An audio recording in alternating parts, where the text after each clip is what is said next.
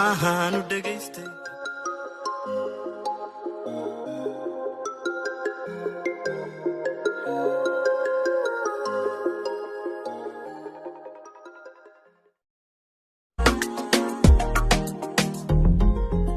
sida ahaan u dhageystay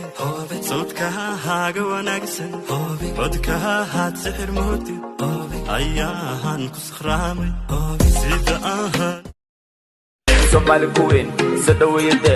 ilbabka istaaga sadawiyade shacabka siyade sadawiyade rooga casaan kana qufidiyade ubaxa guduud kana ku dul shubade